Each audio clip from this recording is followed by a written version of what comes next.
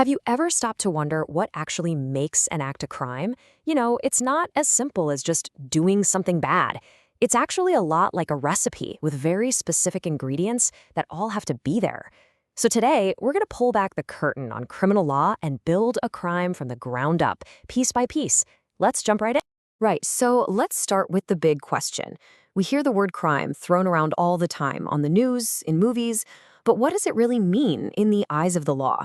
Is there a real difference between just doing something wrong and actually committing a crime? The answer is a huge yes, and that difference is exactly what we're going to explore. So, to get this recipe right, we have to start with our most basic ingredient. We have to understand the first building block. So what exactly is a crime? Or as we say in Hindi, an aprad. Let's break it down. And here it is, in its simplest, most direct form. A crime is an act, or even a failure to act, something lawyers call an omission, that the law says is punishable. That is the absolute key. If there's a law that says, don't do this, and it lays out a punishment for doing it, then breaking that law is a crime. It's really that straightforward. Okay, now this is where things get really interesting and where a lot of people get confused. A crime isn't just seen as a wrong against one person. It's considered a wrong against the entire community, against society. That's why the state, the government, steps in to prosecute.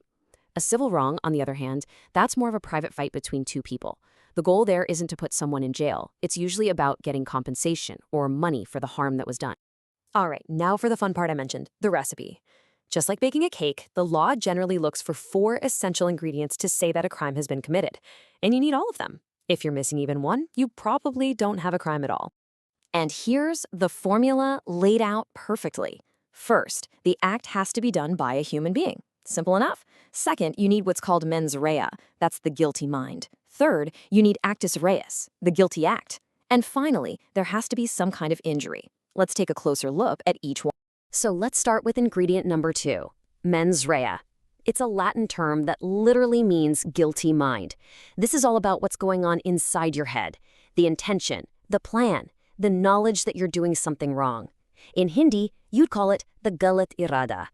So just thinking about breaking into your neighbor's house to steal their jewelry, well, that thought process, that's the mens rea. But here's the thing. A guilty thought all by itself isn't a crime. You need the third ingredient, actus reus, which means the guilty act, or the galat gum. This is where your guilty mind's plan turns into a physical action.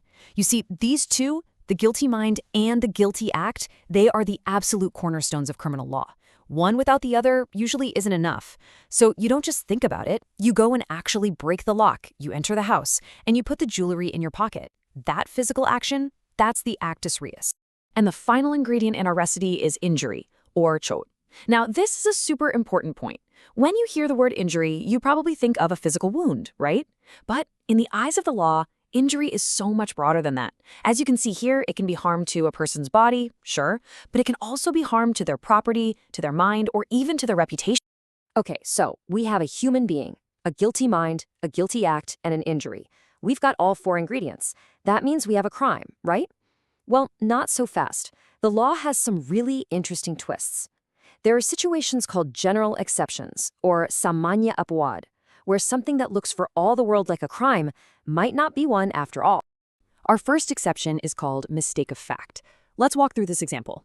Imagine a police officer gets an order to arrest someone named A. He does a full investigation, and based on all the evidence he has, he arrests person B, because he genuinely believes B is A.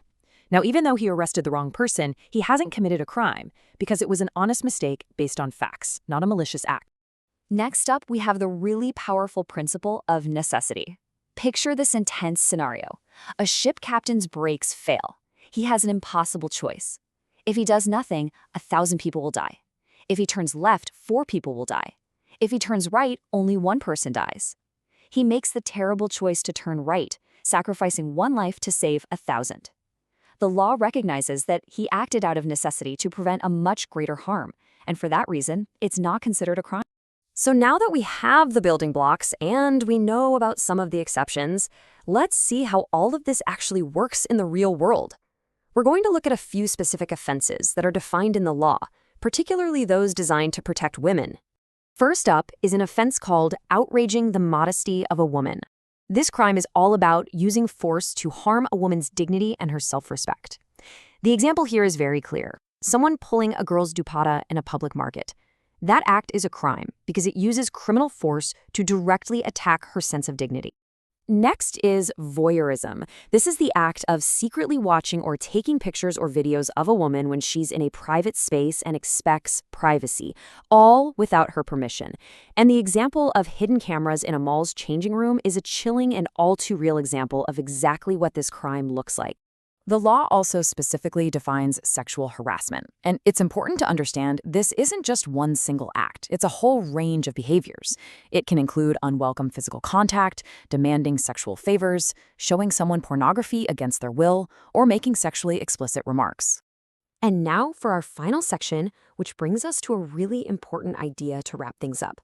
All these legal concepts we've talked about today, they aren't set in stone.